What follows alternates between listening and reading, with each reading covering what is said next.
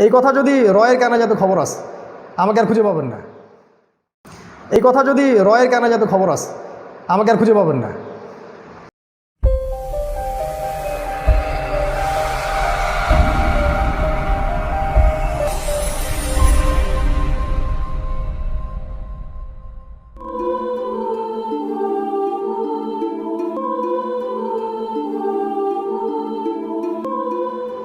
কারণ দেশটা চালায় দেশটা আমাদের দেশের গভর্নমেন্ট চালায় না, দেশটা অন্য জায়গা থেকে নিয়ন্ত্রিত হয়। একটা রেজলিউশনও পাস হয় না, এখানে সব কিছু বাইরে থেকে নিয়ন্ত্রিত হয়। বাংলাদেশের সবচেয়ে পরেশগার মানুষরা যদি এখন রাষ্ট্র ক্ষমতা দখল করে, 7 দিনও তারা টিকতে পারবে না, ওদেরকে 7 দিনও টিকতে দিবে না। যেগুলো নরম নরম ইসলাম সেগুলো আপনি পালন করবেন, কোনো সমস্যা হবে না। বউকে নিয়ে রাস্তায়, ওই যে রাতের বেলা স্ত্রীকে নিয়ে হাঁটা সুন্নত, তারপরে হচ্ছে খাওয়ার পরে মধু একটু খাওয়া সুন্নত, আঙ্গুল চেটে খাইতে হয়, প্লেট চেটে খাইতে হয়, হ্যাঁ, ইভেন দাড়ি রাখাও সুন্নত। এইসব জায়গায় আপনাকে অনেকে হস্তক্ষেপ করবে না, কারণ এগুলো তাদের স্বার্থে কোনো আঘাত দেয় না। যে বিষয়গুলো তাদের স্বার্থে আঘাত দিবে, যেমন ইসলামী খেলাফত, কোন মুসলিম চায় না যে আল্লাহর আইন দিয়ে শাসন চলুক? কোন মুসলিম চায় না? সবাই চায়, শুধু সেকুলার মুসলিমরা বাদ দিয়ে। যাদের ভিতরে সত্যিকারের ঈমান আছে তারা এটা চায় যে আল্লাহ পাকের বিধানগুলো আল্লাহ পাকের জমিনে কায়েম হোক। চুরি করলে চোরের হাত কেটে দেয়া হোক, কেউ যদি ব্যভিচার করে তাকে রজম করা হোক, তারপরে কেউ যদি হত্যা করে কাউকে অন্যায়ভাবে তাকেও হত্যা করা হোক, কিসাস করা হোক। ডাকাতি করলে হাত পা অপোজিট দিক থেকে কেটে ফেলতে হবে। জিনার শাস্তি 80টা বেত্রাঘাত, 100টা বেত্রাঘাত। মদ পান করলে 80টা বেত্রাঘাত। অনেক আইন আছে, আপনারা একটু জানেন অনেকেই। তো কে না চায় যে ইসলামী খেলাফা বাস্তবায়িত থাক, যেটা আজকে থেকে 100 বছর আগে উঠে গেছে। তো এই জায়গায় যদি আপনি কথা বলেন, তারা আপনাকে আক্রমণ করবে, আপনার শেকড় উপরে ফেলবে। আপনি ইকোনমিক ব্যাপার নিয়ে যদি কথা বলেন যে আমাদের সব হারাম ইকোনমি বাদ দিতে হবে, প্রতিটা জায়গায় এখন সুদ, এমন কোনো সেক্টর পাবেন না যেখানে সুদ নাই, আবার এমন কোনো সেক্টর পাবেন না যেখানে ঘুষ নাই। ইল্লা মাশাআল্লাহ 2-1টা জায়গা হয়তো বাকি থাকতে পারে, সেটাও হচ্ছে আইওয়াশ, এটাকে বলে আইওয়াশ, একটু দেখানো যে আমরা কিছুটা ইসলাম ফলো করি। বছরে বছরে তারা হজমরাও করে, এমন নয় তারা নামাজ পড়ে না, নামাজও পড়ে, হজমরাও করে, রমজান মাসে রোজাও রাখে। আবার ভোটের সময় দেখবেন দাড়ি টুপি সবার চলে আসে। যখনই আবার সিজন চেঞ্জ হয়ে যাবে, দেখবেন যে আল্লাহ বিরোধী আইন, আল্লাহ বিরোধী শাসন, ইসলামকে আক্রমণ, সুকৌশল ইসলামকে বয়কট করা, প্রতিটা জায়গা থেকে ইসলামকে সরিয়ে দেয়া। পড়াশোনার সিলেবাস দেখেন, ইসলাম উঠে গেছে। আপনি আপনার বাচ্চাটাকে যদি সেকুলার সিস্টেমে ভর্তি করিয়ে দেন, 20 বছর পর আর পাক্কা নাস্তিক হয়ে বের হবে। বা না হলেও ভিতরে দেখবেন যে ইসলামের ওই শুধু হ্যাঁ নামাজ পড়া ভালো, হ্যাঁ আল্লাহর পথে সময় দিব 1 মাস 2 মাস, এগুলো ভালো। দেখবেন টোটাল ইসলাম পালনে সে আপনার সাথে ডিবেট করবে, তর্ক করবে। তো দেখবেন এডুকেশন সিস্টেম থেকে ইসলামকে বের করে দিয়েছে, অর্থনৈতিক সিস্টেম থেকে ইসলামকে বের করে দিয়েছে, পলিটিক্যাল সিস্টেম যেটা রাজনৈতিক, এখান থেকে ইসলামকে বের করে দিয়েছে। যতটুকু বাকি আছে এটাকে আমি বলি আইওয়াশ, মানে প্রোটেস্ট্যান্ট ভার্সন অফ ইসলাম। এই ইসলামটা শিখিয়েছে আমেরিকা, ইসরায়েল, ব্রিটেন, পশ্চিমা সভ্যতা, ওরা এই ইসলামটাকে প্রমোট করে। তারা চায় এরকম ইসলাম থাক, তারা কখনো চায় না টোটাল ইসলাম সমাজে থাক।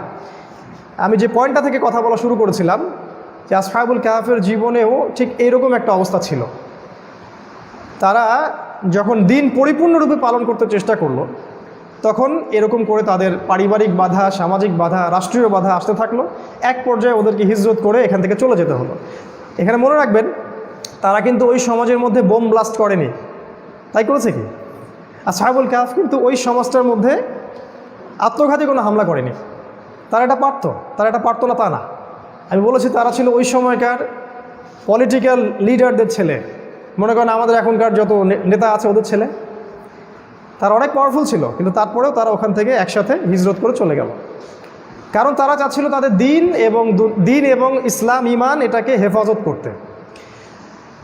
বাই দ্য ওয়ে, ওদের কাছে কিন্তু তখন কোনো নবীও আসেনি, তারা আগের রিলিজিয়ন ফলো করছিল। আর আমাদের কাছে কিন্তু নবী আছেন এবং কোরআন, সুন্নাহ এবং তার হেদায়েতগুলো আছে। এখন এই অবস্থার সাথে আরেকটা অবস্থার মিল দেখাচ্ছি আপনাদেরকে। আমাদের নবী মুহাম্মদ সাল্লাল্লাহু আলাইহি ওয়াসাল্লাম যখন মক্কায় ছিলেন, তখনও কিন্তু পরিস্থিতি এমনই ছিল। তাদেরকে আক্রমণ করা হচ্ছিল পারিবারিকভাবে, আত্মীয় স্বজন তাদেরকে আক্রমণ করছিল, সমাজের মানুষ ওদেরকে গালি দিচ্ছিল। এক সময় তাদের গায়ে হাত তুললো মানুষ, 3 বছর বয়কট করলো। এহেন নির্যাতন নাই যেটা মক্কায় করা হয়নি। এবং নবী হিসেবে সবচেয়ে বেশি নির্যাতন সহ্য করতে হয়েছে আমাদের নবীকেই সাল্লাল্লাহু আলাইহি ওয়াসাল্লাম। তারপরেও তিনি মক্কায় কোনো চোরাগুপ্তা হামলা চালাননি।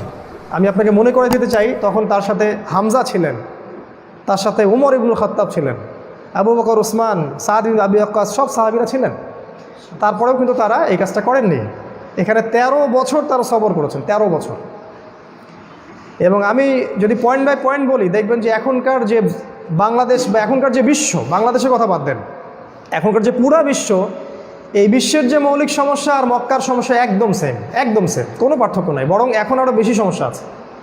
মক্কায় শিরিক ছিল, এখনও শিরিক আছে, যেখানে তাকাবেন সেখানেই শিরিক। মুসলিম কান্ট্রির কথা বলছে, কিছু আল্লাহর বান্দার কথা বাদ দেন, তারা তাওহীদ বোঝে ইনশাআল্লাহ, তারপরেও রাষ্ট্রীয় শিরকে ডুবে আছে। মক্কায় ছিল সুদ, অর্থনীতি ছিল সুদ ভিত্তিক। এখন তাকান বিশ্বের যে কোনো জায়গায় খালি সুদ আর সুদ। মক্কায় ছিল জিনা, নারী অবমাননা।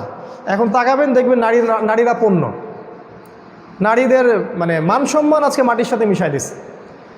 অধিকারের নাম দিয়ে ওদের মান সম্মান, ইজ্জতটাকে মাটির সাথে মিশাই দিচ্ছে।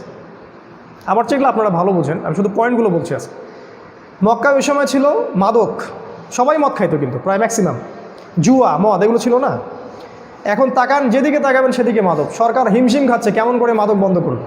ওই দেওয়ালে লিখে বেড়ায় মদ খাওয়া ভালো নয়, গাঁদা চাষ করো না। এগুলাতে মানুষের মদ খাওয়া ছাড়বে মানুষ? সুবহানাল্লাহ। কোটি কোটি টাকা খরচ করে। এই টাকাটা আমার টাকা রে ভাই, এই টাকাটা আপনার টাকা। এই যে গভর্নমেন্ট চায়নার কাছ থেকে লোন নিল কয়েক কোটি বিলিয়ন, দেখেননি কয়দিন আগে? ইভেন সেকুলাররা প্রোটেস্ট করলো, সেকুলাররা বললো এটা নেওয়ার দরকার নাই। ইসলামপন্থীরা অবশ্য কিছু বলেনি এই বিষয়ে, তারা অনেক অন্য কাজে ব্যস্ত আছে অবশ্য। এই যে ঋণটা শোধ করবে 5% সুদ দিয়ে, আপনি কি জানেন এই 3,000 বিলিয়ন ডলারের 5% সুদ কত হয়? এই সুদের টাকাটা দিবে কে? সরকার দিবে? আপনি আমি দিব? তো ওই যে কিছু হুজুর দাড়ি টুপি রেখে গর্ব করে বলে আমি সুদ খাই না, আমি 100% মুক্ত। আপনি কখনোই 100% মুক্ত নন, আমরা কেউই 100% মুক্ত নই। এই যে সুদ মক্কায় ছিল, এখনও দেখবেন আছে। ওই নারীর অবমাননা ওই সময় ছিল, এখনও আছে। মদ ছিল ওই সময়, এখনও আছে। শিরিক তো সব জায়গায় শিরিক। এখানে একটা কথা বলি, কিছু ভাই আবার মনে করেন যে শুধু কবরে সেজদা করাই শিরিক, আবার ওই পীরের কাছে নিজেরকে আত্মসমর্পণ করা বা তাবিজ ঝুলানো বা ছবি মূর্তি, এগুলোকে সবাই শিরিক মনে করে। আরও বড় লেভেলের শিরক আছে ভাই। সেটা কি? আল্লাহর হালালকে যে হারাম করে এবং আল্লাহর হারামকে যে হালাল করে, এটা সবচেয়ে বড় শিরক। সেটা তওবার মধ্যে আছে। তাহলে এটা কারা করে? এটা কি হুজুররা করে? এটা রাষ্ট্রপ্রধানরা করে। বাংলাদেশে এমন কোনো আল্লাহর হালাল নাই যেটাকে হারাম করা হয়নি, আর এমন কোনো আল্লাহর হারাম নাই যেটাকে হালাল করা হয়নি। সুদ হারাম, দেশে হালাল। মদ হারাম, দেশে হালাল। জিনা হারাম, দেশে হালাল। বাংলাদেশ তো একটা, আপনি বলতে পারেন খুব দুর্বল একটা রাষ্ট্র। বিশ্বের বড় বড় শক্তিধর রাষ্ট্রদের কথা বলছি, ওদেরও একই অবস্থা, একই অবস্থা। তো এই যে সিচুয়েশনগুলো ওই সময় যেগুলো ছিল, আসহাবুল কাহফের সময়ে বা রাসূল সাল্লাল্লাহু আলাইহি ওয়াসাল্লামের সময়, আপনি যে কোনো নবীর যুগ দেখেন, নূহ আলাইহিস সালামের সময়, ইব্রাহিম আলাইহিস সালামের সময়, এমনকি ঈসা আলাইহিস সালামের সময়, প্রতিটা যুগে যুগে একই অবস্থা ছিল।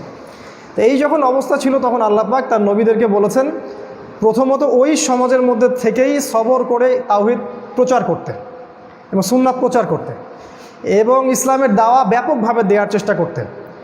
এই দাওয়া দিতে দিতে দিতে এক সময় কোনো নবীকে হত্যা করা হয়েছে, কোনো নবীকে জীবন্ত একদম করাত দিয়ে কেটে ফেলা হয়েছে, কোনো নবীকে মাটিতে পুঁতে ফেলা হয়েছে, কোনো নবীকে পুড়ায় দেওয়া হয়েছে, কখনো একসাথে অনেকগুলো নবীকে হত্যা করা হয়েছে।